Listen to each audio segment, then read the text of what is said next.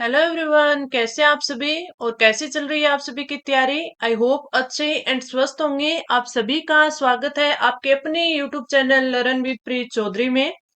जैसा कि आपको मैंने कल बोला था कि हम स्टार्ट करेंगे प्रबंधकीय गुण। अगर हम सिलेबस में देखें तो सिलेबस ये आपका पर्यवेक्षक महिला सीधी भर्ती 2024 है, जिसका अगर प्रथम खंड की बात करें तो प्रथम खंड में हमारा जो भाषा ज्ञान, तर्क शक्ति एवं सामान्य ज्ञान है, इसमें हमारा सब कंप्लीट हो जाएगा एक को छोड़कर। ठीक है। किसको? हिंदी हमारी कंप्लीट होगी, अंग्रेजी कंप्लीट होगी, गणित और सामान्य तर्क यानी मैथ और रीजनिंग भी कंप्लीट हो जाएगी और सामान्य ज्ञान हमारा भी कंप्लीट हो जाएगा। सभी स्टूडेंट को जो दिक्कत आ रही है वो आ रही है आपके ख पार्ट में, और ख पार्ट जो आपका प्रबंधकीय गुण है, इसके ना तो आपको कोई नोट्स मिल रही हैं और इसका कंटेंट आपके पास नहीं है। तो काफी सारे स्टूडेंट के कमेंट के बाद ये क्लास आपकी लाई जा रही है, जिसमें आप सभी ने बोला था कि प्रबंधकीय गुण का कंटेंट आपको कहीं नहीं मिल रहा है। तो मैंने बोला था कि हम इस प्लेटफॉर्म पर आपके स्टार्ट करेंगे। तो आज की जो हमारी क्लास है वो आपके प्रबंधकीय गुण की रहने वाली है। इसमें अगर हम देखें कि प्रबंधकीय गुण, ये देखिए आपका कितने 20 नंबर का है। कितने नंबर का है? 20 नंबर का है। अब जब सामान्य ज्ञान 30 नंबर का है और सामान्य ज्ञान में क्या है आपकी 6 बुक्स मान के चलिए। 6 बुक्स है, वो कितने? 5 आपके 30 नंबर के, और इसमें सिर्फ ही आपके 6 से 7 टॉपिक होंगे जो आपके 20 नंबर के है। अब अगर हमारे देखें तो 13 जुलाई को एग्जाम है। 13 जुलाई को एग्जाम है, जिसमें 1 महीना 10 दिन, 1 महीना 10 दिन रहे हैं। ठीक है। तो इस 1 महीना 10 दिन में हमें स्टडी ही नहीं बल्कि स्मार्ट स्टडी करनी है, यानी वो पोर्शन हमें ज्यादा अच्छे से कवर करने हैं जिसमें स्कोर है वो ज्यादा हो। ठीक है। और अगर हम बात करें द्वितीय खंड की, तो द्वितीय खंड का सारा कंटेंट मैं आपको प्रोवाइड करवा रही हूँ। टेलीग्राम चैनल पर है, जिसका लिंक इसी क्लास में दिया हुआ है। अगर आपने अभी तक ज्वाइन नहीं किया तो ज्वाइन कर लेना। आपके जो ये 85 नंबर के अंक है, 85 नंबर का जो आपका द्वितीय खंड है, इसके सारे के सारे नोट्स हैं वहां पर मैं प्रोवाइड करवा रही हूँ। किसी भी चीज में आपको कोई कंफ्यूजन हो तो आप तुरंत पूछ लेना। अगर इस क्लास से रिलेटेड हो तो इस क्लास के नीचे कमेंट बॉक्स कर देना, या फिर आपके और कोई क्वेरी हो तो आप हमारे इंस्टाग्राम पर भी हमसे जुड़ सकते हैं। पोषण व स्वास्थ्य का ज्ञान तथा योजनाएं, इसमें मैंने पोषण के आपको है वो नोट्स है वो प्रोवाइड करवा दिए हैं। गर्भवती की देखभाल के नोट्स आपको प्रोवाइड करवा दिए हैं। बाकी भी जितने ये टॉपिक है सारे के सारे मैं आपको प्रोवाइड करवा दूंगी। शिशु की प्रारंभिक देखभाल व शिक्षा, इसे के भी साथ साथ में मैं आपको इसकी जो द्वितीय खंड है इसकी क्विज है वो भी वहां पे प्रोवाइड करवा रही हूँ। तो आगे भी मैं इसके जो एमसीक्यूज है वो भी लाने की कोशिश करूंगी, ताकि आपकी तैयारी है वो और अच्छे से हो जाए। अब हम बात कर लेते हैं हमारे प्रबंधकीय गुण की और उसके सिलेबस की। देखिए, ये आपके पार्ट ख का यानी प्रथम खंड का टॉपिक है प्रबंधकीय गुण, और इसके अगर सिलेबस में देखें तो पहला टॉपिक दे रखा है नेतृत्व विकास। नेतृत्व विकास में नेतृत्व क्षमता, गुण व कौशल, आंतरिक गवर्नेंस, समन्वय, समूह कार्य, टीम वर्क, ये सारी चीजें हैं। दूसरा आपका जो टॉपिक है वह संप्रेषण की परिभाषा, प्रकृति, माध्यम और अवरोध। तीसरा टॉपिक है समय प्रबंधन। चौथा है आपका सामुदायिक संगठन व मोबिलाइजेशन, समुदाय और सामुदायिक संगठन की समझ, सामुदायिक संगठन के सिद्धांत, सामुदायिक विकास और जन भागीदारी, और सामुदायिक मोबिलाइजेशन। इसमें अगर बात करें जो आज का हमारा टॉपिक है वो रहने वाला है समय प्रबंधन। इसके मैं आपको नोट्स हैं, इसके नोट्स की बात करें तो ये नोट्स मैं आपको प्रोवाइड करवाऊंगी। पहले तो यहाँ पर मैं अच्छे से इनको समझाऊंगी, फिर आपको टेलीग्राम चैनल पर ये प्रोवाइड करवा दूंगी, और फिर अगली क्लास में है इनके जो एमसीक्यूज है मैं करवाऊंगी, ताकि हमारा जो टॉपिक है वो नोट से तो हम रिवाइज कर सके और एमसीक्यू से हम देख सके कि इससे कौन कौन से क्वेश्चन बन सकते हैं, क्योंकि ये टॉपिक हमारे लिए नया है। बाकी के तो हमने पढ़ रखे हैं, हमें पता है कि क्वेश्चन किस हिसाब से पूछा जाता है, लेकिन ये टॉपिक नया है तो इसके हमें एमसीक्यू ज्यादा से ज्यादा करेंगे। अब ये आप बता देना कि जैसे हम आज है वो समय प्रबंधन एक टॉपिक कर लेंगे तो कल इसी के एमसीक्यूज लेके आए, या फिर सारे के सारे आपको टॉपिक करवाने के बाद मिक्स एमसीक्यूज आपको करवाए जाए। ठीक है, ये आप कमेंट करके बता देना। तो चलिए आज की क्लास है वो स्टार्ट करते हैं, और हमारा जो टॉपिक रहने वाला है वो रहेगा आज इसमें प्रबंधन।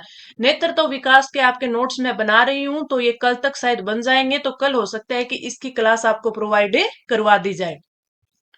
तो चलिए क्लास स्टार्ट करते हैं। समय प्रबंधन, हमारा टॉपिक क्या है? समय प्रबंधन। सबसे पहले देखते हैं समय प्रबंधन होता क्या है, टाइम मैनेजमेंट होता क्या है। समय प्रबंधन उन सिद्धांतों, तकनीकों एवं प्रक्रियाओं का समूह है जो हमें समय की बर्बादी को न्यूनतम करके इष्टतम कार्य कुशलता या उत्पादकता प्राप्त करने में सहायक होता है। यानी समय प्रबंधन उन सिद्धांतों और तकनीकों एवं प्रक्रियाओं का समूह है जो हमें समय की बर्बादी को तो कम करवाता है, यानी समय की बर्बादी को रुकवाता है, और कार्य कुशलता में, उत्पादकता में है वो हमें वृद्धि करने में सहायक होता है। तो ये तो हम डेफिनेशन समझ गए। अब इसका महत्व क्या है, यूज क्या है। महत्व की बात करें तो समय की बर्बादी रुकती है टाइम मैनेजमेंट से, विवेकाधीन समय में भी वृद्धि होती है, यानी अपने विवेक से जो काम लिया जाता है तो विवेकाधीन समय में भी वृद्धि होती है। कार्य समय पर पूरा होने पर पैसे की बर्बादी भी कम होती है। उत्पादकता तथा लाभदायकता में वृद्धि होती है, सही बात है। अगला देखिए तो संगठन में, अगला क्या है, संगठन में तनाव तथा टकराव में कमी आती है। यानी जो आपका संगठन है उसमें तनाव में और टकराव में, क्यों? क्योंकि अगर टाइम से काम होंगे, आपका कोई भी काम रुकेगा नहीं, उसकी उत्पादकता बढ़ेगी, आपके लाभ बढ़ेंगे, तो संगठन में कोई भी तनाव नहीं होगा, ना कोई टकराव होगा। ठीक है। कार्यस्थल तथा परिवार में जीवन की गुणवत्ता बढ़ती रहती है। अब जब काम आपका सही टाइम से पूरा हो रहा है तो कार्यस्थल पर, आपके ऑफिस में है वो, कोई भी तनाव नहीं रहेगा। ठीक है ना। अगर परिवार है तो ना परिवार में कोई तनाव रहेगा, तो परिवार में जो जीवन की गुणवत्ता है वो बढ़ जाती है। अब आपके आता क्या है, अब आपके आता है सिद्धांत, कि जो आपके टाइम मैनेजमेंट है उसके किस किस सिद्धांत पर वो चलता है। पहले इसके हम नोट्स हैं, इन नोट्स को अच्छे से पढ़ेंगे, उसके बाद है देखेंगे कि कौन कौन से क्वेश्चंस है इससे बनते और किस प्रकार बनते हैं। मैं आपको थोड़ा थोड़ा ये हिंट देती रहूंगी कि हाँ इससे क्वेश्चन उठाया जा सकता है, इस प्रकार से उठाया जा सकता है। तो आपको क्लास शुरू से लेके लास्ट तक देखनी है, और क्लास को ज्यादा से ज्यादा शेयर करना है ताकि ये ज्यादा से ज्यादा बच्चों के पास पहुंचे। सिद्धांत, समय अभिलेखन का जो सिद्धांत है, समय अभिलेखन का सिद्धांत क्या होता है? एक निश्चित अवधि में समय का कैसे व्यय करना है उसका स्वयं अभिलेखन करना क्या कहलाता है? समय अभिलेखन कहलाता है। ठीक है। अगला है समय विश्लेषण। 2 से 4 सप्ताह के समय अभिलेख का वर्गीकरण, सारणीकरण करके विश्लेषण करना। यानी आप क्या मान लीजिए, 2 से 4 सप्ताह का जो आपने समय अभिलेखन किया है। समय अभिलेखन क्या होता है? एक निश्चित अवधि में समय का हम कैसे व्यय कर रहे हैं, कैसे यूज कर रहे हैं, उसका खुद का अभिलेखन करना क्या कहलाता है? समय अभिलेखन। और उस समय अभिलेखन को कितने को, 2 से 4 सप्ताह का जो समय अभिलेखन होता है उसका वर्गीकरण किस प्रकार करें, उसका वर्गीकरण करना, और वर्गीकरण भी कैसे? सारणीकरण करके उसका विश्लेषण करना, तो वो होता है समय विश्लेषण। ठीक है। यानी ये एक दूसरे से जुड़े हुए हैं। अब समय विश्लेषण में विवेकाधीन समय कितना होगा, उपयोगी समय कितना होगा, वे समय हमने कितना लिया है, प्रशासनिक समय कितना होना चाहिए, विनियोग समय कितना होना चाहिए, ये सारी के सारी हम इसका विश्लेषण करते हैं, तब वो होता है समय विश्लेषण। अब आपके कंफ्यूजन क्या होगा कि विवेकाधीन समय क्या होता है, उपयोगी समय कौन सा होता है, प्रशासनिक समय कौन सा होता है। तो ये सारे मैं आगे आपको डेफिनेशन और बताऊंगी अच्छे से, उस टाइम मैं समझाऊंगी कि ये होते क्या है। आपके क्वेश्चन क्या बनता है, क्वेश्चन ये बनता है कि जो विवेकाधीन समय है वो कितने प्रतिशत होना चाहिए। ठीक है। प्रशासनिक समय को कितना वेटेज दिया गया है, व्यय समय को कितना वेटेज दिया गया है, ऐसे क्वेश्चन आपसे पूछे जाते हैं। ठीक है। ये हम आगे और बात करेंगे, पहले इनकी डेफिनेशन फिर इनका वेटेज है मैं आपको बताऊंगी। अब आगे बढ़ते हैं, अगला क्या है, जैसे हमें सिद्धांत पढ़ रहे थे तो एक तो हो गया समय अभिलेखन का, एक समय विश्लेषण का, और अगला है स्वतः मूल्यांकन का। अगला क्या है?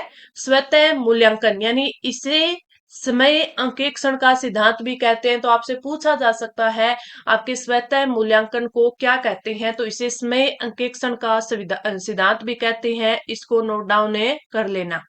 ठीक है। जिसमें स्वतः यह पता लगाया जाता है कि कितना समय बर्बाद किया और कितना समय हमने उपयोग में लिया, तो उसे क्या बोलते हैं? उसे समय अंकेक्षण का सिद्धांत बोलते हैं। ये हो गया।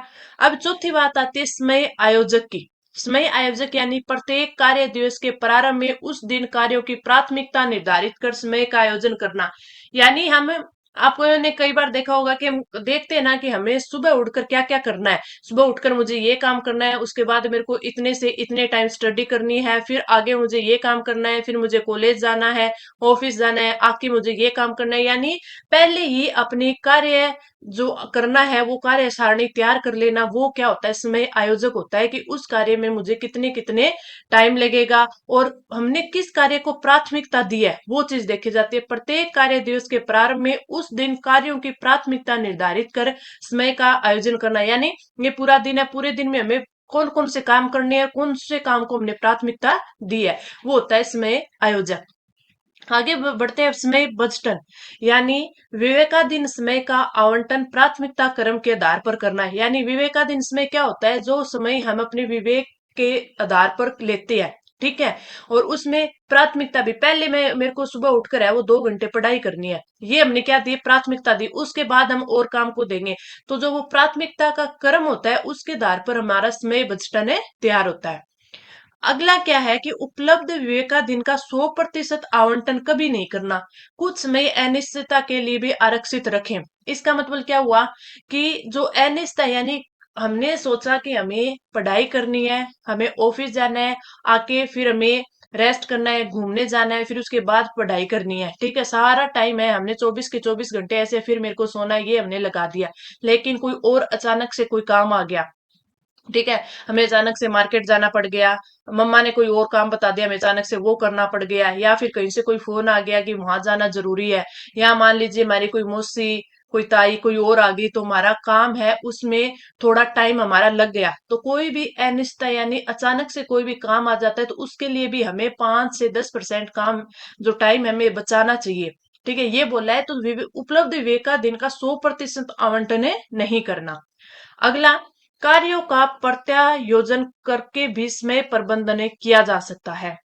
क्रिया विभागीयकरण अर्थात समान प्रकृति की क्रियाओं का समूह बनाकर भी निर्धारित करें।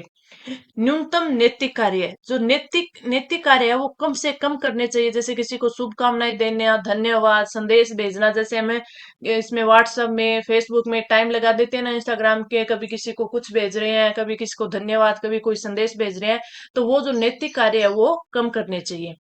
अब आगे आती है आपकी समय प्रबंधन की प्रक्रिया।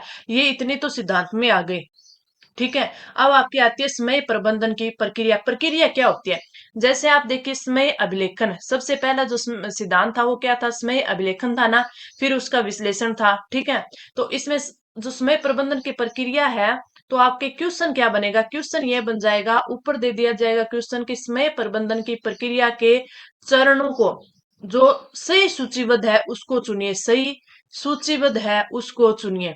अब सही सूचीबद्ध है वो किस प्रकार आपको दिखाएगा, सूचीबद्ध को आपको दिखाएगा कि आपको 4 ऑप्शन देगा। पहला ऑप्शन होगा उसमें जो आपका 5वां चरण होगा उसको आपके पहले चरण पर ले आएगा, और चौथा होगा उसको छठे पर ले जाएगा। ऐसे करके आपके 4 ऑप्शन है बना देगा। उनमें से जो एक ऑप्शन होगा वो बिल्कुल सही से है वो सूचीबद्ध कर देगा, उसमें से हमें फिर चुनना होता है। प्रक्रिया के जो चरण कौन से हैं, समय अभिलेखन, सबसे पहले समय अभिलेखन, फिर स्वतः उसका विश्लेषण करना, फिर समय आयोजक, ये 3 नंबर पर आ जाएगा, समय आयोजन करना। फिर है साफ मेज। अपन ऑफिस में, चलिए मान के चलते हैं कि ऑफिस में काम कर रहे हैं, तो वहां जाकर अपनी जो मेज है वो साफ करनी चाहिए, फाइलें हैं वो व्यवस्थित रूप से रखनी चाहिए, कागजों का व्यवस्थित रूप से निपटारा करना चाहिए, फिर संप्रेषण करना चाहिए, प्रभावी बैठकें लेनी चाहिए, निर्णय लेना चाहिए, और संयमित जीवन। तो ये इसके 10 क्या है, इसके कर्म है, तो इन कर्म को अच्छे से ध्यान कर लेना इंपॉर्टेंट है। इससे क्वेश्चन यहाँ से उठाया जा सकता है। अब जब मैंने पीछे आपको बताया था आपके विश्लेषण में, इसमें विश्लेषण में, तो मैंने वहां पर आपको बताया था कि विवेकाधीन समय क्या होता है, आपको उपयोगी समय कौन सा होता है, कार्यकारी समय कौन सा होता है। तो अब इनकी डेफिनेशन देखते हैं। पहला आता है विवेकाधीन समय, जिसका उपयोग करने या न करने का निर्णय व्यक्ति के हाथ में होता है, यानी खुद के विवेक में होता है, खुद के विवेक के अधीन होता है, तो वो होता है विवेकाधीन समय। याद हो गया, अच्छे से समझ लिया, एक बार समझने की जरूरत है। बंद गया समय, जिसका उपयोग करने या न करने का निर्णय अधिकारी के हाथ में नहीं है, यानी वो बंधा हुआ समय है, वो उस टाइम वो काम है वो उस समय के हिसाब से ही करना है, वो होता है बंद गया समय। उपयोगी समय, निर्णय प्रायोजन, समीक्षा, निर्देशन, पत्र व्यवहार का जो समय होता है वो होता है उपयोगी, यानी हमें किस टाइम कौन सा प्रयोजन करना है, किस टाइम हमें ये निर्णय लेना है, कोई निर्देशन करना है, कोई पत्र व्यवहार करना है, तो वो समय क्या होता है, वो हमारे लिए उपयोगी होता है। फिर अगला आता है विनियोग समय। विनियोग समय क्या होता है, दीर्घकालीन नियोजन, विकल्प विश्लेषण, व्यू रचना आदि हेतु जो समय लगता है उसे विनियोग समय बोला जाता है। प्रशासनिक में बैठक करना, बैठकों में जाना, प्रतिवेदन, परिसंवाद, चर्चा करना, ऑफिस में सारे जो काम हमारे होते हैं वो होते हैं प्रशासनिक समय। अब मैंने आपको बताया था कि किस टाइम को कितना वेटेज देना है, उसको भी आपको ध्यान रखना है, इससे क्वेश्चन आपका पुटअप हो सकता है। एक प्रबंधन को समय का प्रयोग कैसे करना चाहिए, जो प्रबंधक होता है उसको, प्रबंधन या प्रबंधक होता है उसको टाइम मैनेजमेंट में समय का यूज कैसे करना चाहिए। जैसे 50% समय तो उपयोगी समय होना चाहिए, जिसमें उपयोगी समय कौन कौन सा होता है, जिसमें हम क्या करेंगे, ये देखिए, कोई निर्णय, प्रायोजन, समीक्षा, निर्देशन, पत्र व्यवहार का समय, ये होता है उपयोगी समय, तो 50% समय तो इसमें जाना चाहिए हमारा। फिर उसके बाद 25% समय विनियोग समय में जाना चाहिए। विनियोग कौन सा होता है, कोई दीर्घकालीन नियोजन करना हो, कोई विकल्प विश्लेषण करना हो, व्यू रचना करनी हो, तो वो क्या आता है, वो आपका विनियोग समय आता है। फिर 15% समय वो प्रशासनिक समय होना चाहिए। प्रशासनिक समय में हम क्या करते हैं, बैठक करते हैं। अब पूरे दिन तो बैठ के नहीं कर सकते ना, और बैठकों में जा सकना, प्रतिवेदन करना, परिसंवाद करना, चर्चा करना, ये 15% होता है। और समय अनिश्चितताओं के लिए 10% समय है वो अनिश्चितताओं के लिए भी रखना चाहिए। अब जैसे कोई अधिकारी है बड़ा, ठीक है, उसके पूरा दिन है वो उपयोगी समय में, समय विनियोग में, समय प्रशासनिक व्यय में चला जाता है, लेकिन अचानक से कोई कोई और काम आ गया, डिजास्टर आ गया, कोई भी मान लीजिए, तो उसमें वो 10% समय उसका अगर बचा हुआ होगा तभी वो उसमें यूज लेगा ना। तो समय अनिश्चितों के लिए, तो आपको याद रखना है 50% समय उपयोगी समय रखना चाहिए, समय विनियोग समय 25%, प्रशासनिक समय 15% और 10% समय अनिश्चितों के लिए रखना चाहिए। अब जब हमने समय के बारे में, टाइम मैनेजमेंट के बारे में इतना देख लिया, तो अब आगे का जो हमारा रहता है वो रहता है कि समय प्रबंधन की तकनीकें क्या होनी चाहिए। ठीक है, अब तकनीकों में पहली जो तकनीक है वो है एबीसीडी तकनीक। एबीसीडी तकनीक कौन सी होती है, ये होती है आपके काम करने के 4 चरण होने चाहिए, या फिर 4 चरणों में अपने काम है वो बांट लेने चाहिए। जैसे इसके अंतर्गत प्रत्येक व्यक्ति को अपने कार्य को निम्नलिखित 4 श्रेणियों में बांट लेना चाहिए। अगर कोई व्यक्ति अपने काम है वो 4 श्रेणियों में बांट लेगा, जिसमें पहली श्रेणी आती है आपकी महत्वपूर्ण और जरूरी कार्य, यानी जो तत्काल क्रियान्वयन होना चाहिए उनका, तुरंत ही करने वाले, जो काफी ज्यादा जरूरी हो और काफी ज्यादा इंपॉर्टेंट हो, उन कार्य को तत्काल में उनका काम का क्रियान्वयन होना चाहिए, ऐसे कार्य ए श्रेणी में रखने चाहिए। ये काफी इंपॉर्टेंट है। ये जो आपके एबीसीडी तकनीक है इस पर भी पुटअप होता है आपके क्वेश्चन।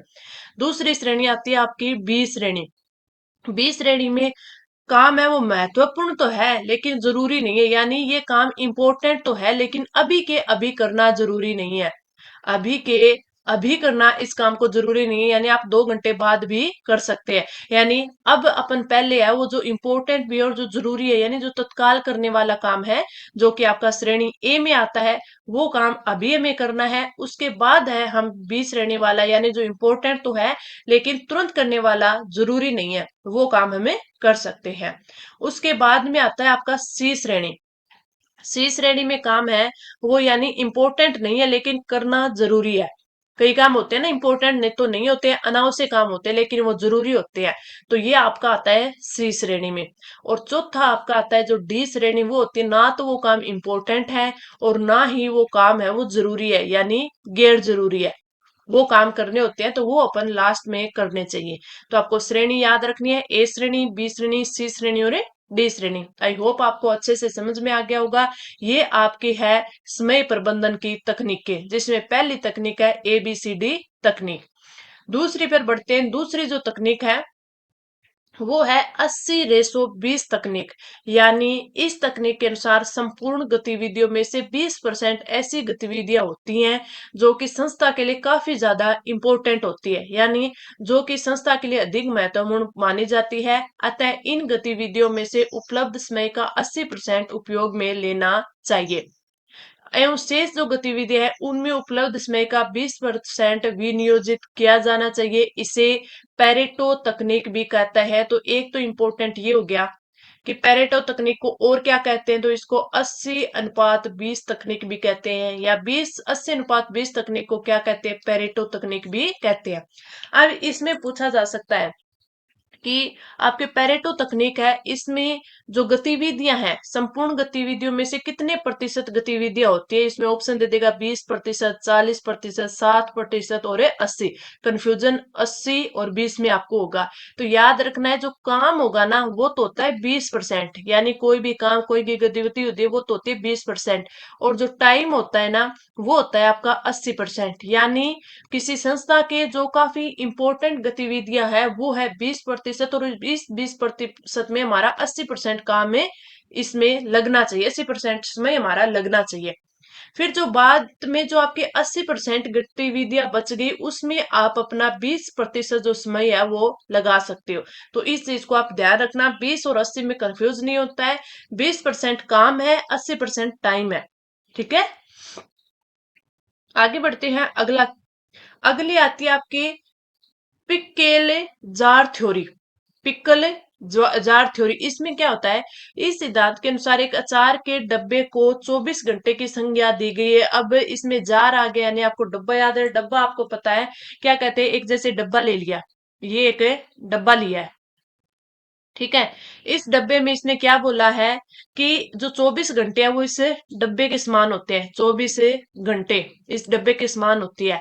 तो जिसमें सबसे पहले बड़े पत्थर डालने चाहिए। अब इसमें सबसे पहले हमने बड़े बड़े पत्थर डाल दिए, इतने बड़े बड़े, ठीक है, जैसे बड़े डाले तो इसमें 4 ही पत्थर आए, ठीक है।